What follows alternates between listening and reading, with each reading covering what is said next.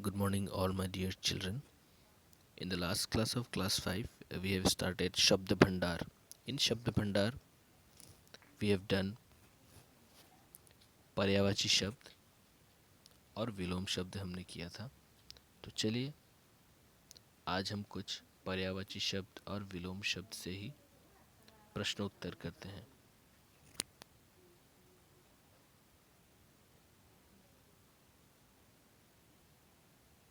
जैसा कि आप चित्र में देख सकते हैं, पहला प्रश्न है समान अर्थ वाले शब्दों को छांटकर सही जगह पर लगाओ. यानी ये जो प्रश्न है ये पर्यायवाची शब्द से है.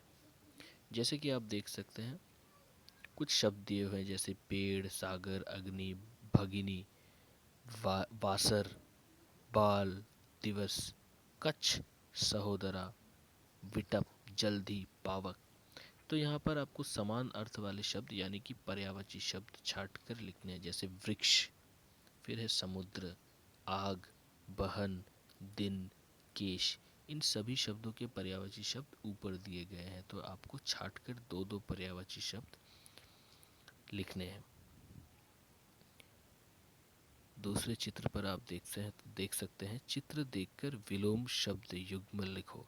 तो यहाँ पे आपको विलोम शब्द लिखने हैं. जैसे कि देखिए आप ऊपर नीचे लिखा है. जैसे चूहा ऊपर है और उसके नीचे है बिल्ली.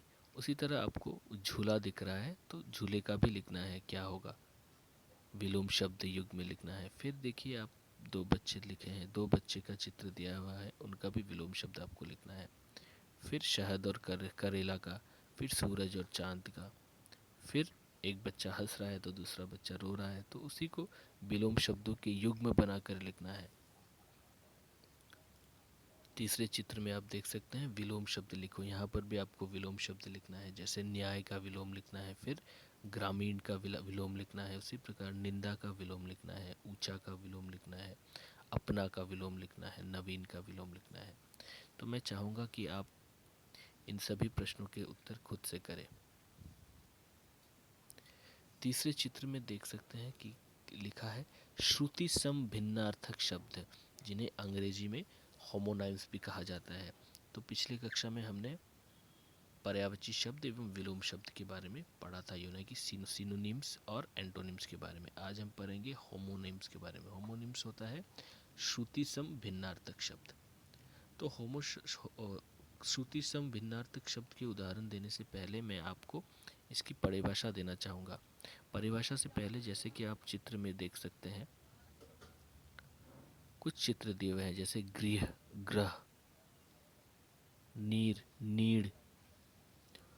तो परिभाषा सुन लीजिए. परिभाषा श्रुति सम भिन्नार्थक शब्द का कुछ इस प्रकार है. वे शब्द जो पढ़ने या सुनने में तो एक समान लगते हैं परंतु उनके अर्थ भिन्न मतलब अलग होते हैं, उन्हें श्रुति सम भिन्नार्थक शब्द कहा जाता है. फिर से दोहरा देता हूँ. वे शब्द जो पढ़ने या सुनने में तो एक समान लगते हैं परंतु उनके अर्थ भिन्न होते हैं, उन्हें श्रुति सम भिन्नार्थक शब्द कहलाते हैं. मतलब ऐसे शब्द जिनका उच्चारण लगभग लगभग एक ही तरह का होता है, एक समान होता है, लेकिन उनका अर्थ अलग होता है, उन्हें श्रुति सम भिन्नार्थक शब्द कहा जाता है. तो चित्र में कुछ उदाहरण है जैसे कि ग्रह. तो ग्रह मतलब प्लेनेट, उसे ग्रह कहा जाता है. फिर उसी तरह हमारे घर को गृह कहा जाता है. तो घर, ग्रह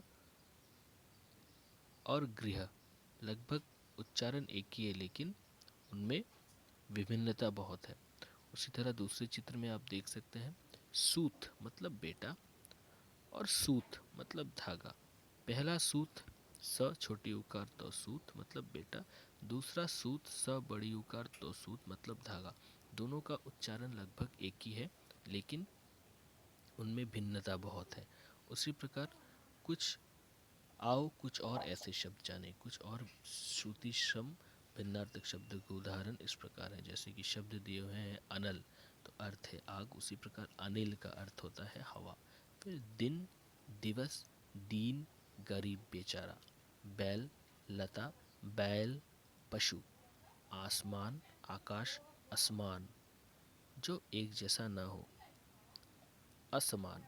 फिर दिशा, तरफ, दशा, हालत। तो ये कुछ उदाहरण है श्रुति सम भिन्नार्थक शब्द के। तो यह कक्षा में यहीं पे अंत करता हूँ। दूसरी कक्षा में हम श्रुति सम भिन्नार्थक शब्द के कुछ और उदाहरण देंगे, साथ ही साथ कुछ प्रश्नोत्तर भी करेंगे। तब तक के लिए धन्यवाद।